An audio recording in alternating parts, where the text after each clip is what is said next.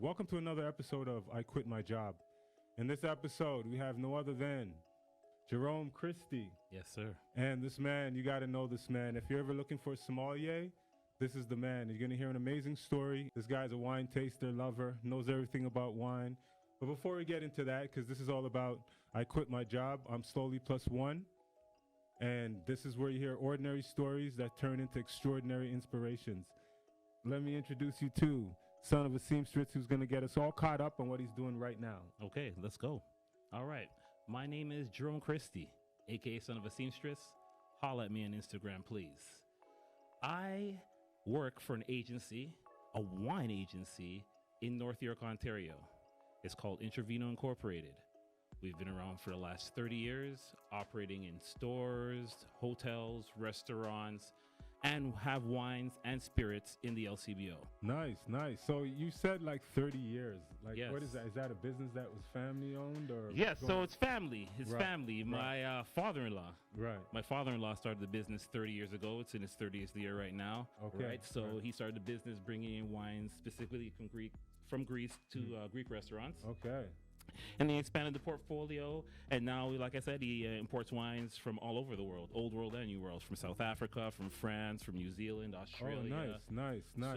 So I work with him at the agency, and I'm the territory manager. I'm also the portfolio manager. I go down there to the restaurants, either talk with the restaurant owner, or I'll talk with the wine director, or the sommelier that's on staff there, Right. and try to see if there's any holes I can fill on their wine list. Oh, nice. Right, if Holes something that you can fill. You know, that's told to me from a good friend of mine, All right, Renee all right. Terrazza. She Okay. told me like that. Ask if there's any holes you can fill on the wine list. Oh, And nice. she always Nice. told me to do that. Nice. And it's worked very well. Nice. Okay. You see the gems that we're getting already, and we didn't even get into it yet. So, as you know, my man, this is all about I Quit My Job podcast. Yes. So, as you know, it's really about entering in that unknown, like, you know, taking that risk.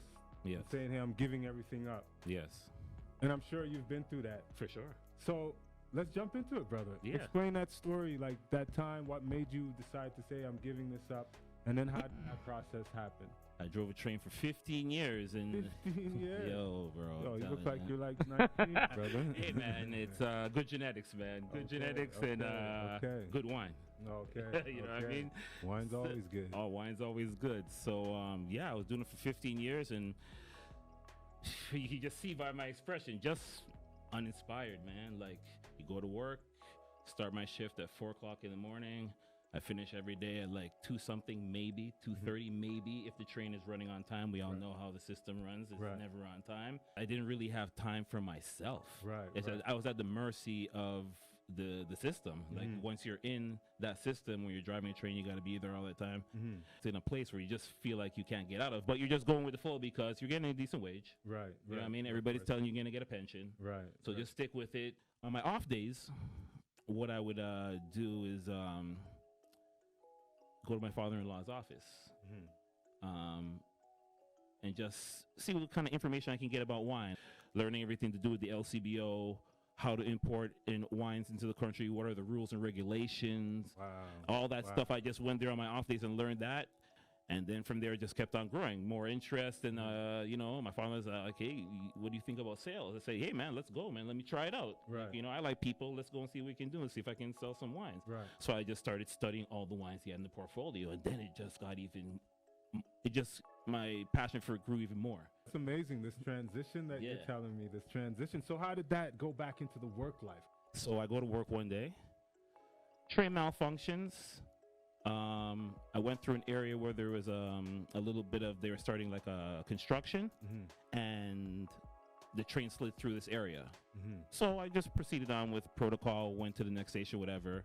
They said that I violated the safety protocol at the end of the day. I didn't think it was anything that I did because the train malfunctioned. I corrected the problem and kept on proceeding. Right. Anyways, they sent me home.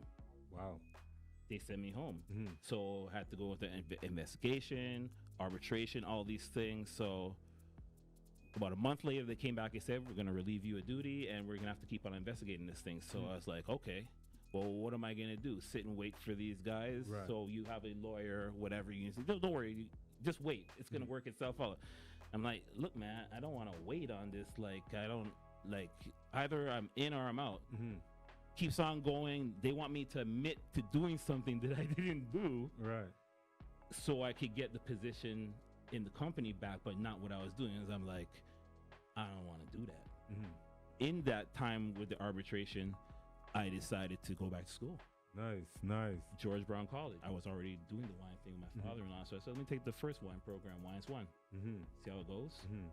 Did you tell them that you're quitting? Like, how did that process, that language or that conversation go between you and your past employer? Basically, it was me, the lawyer, union rep, right? Right.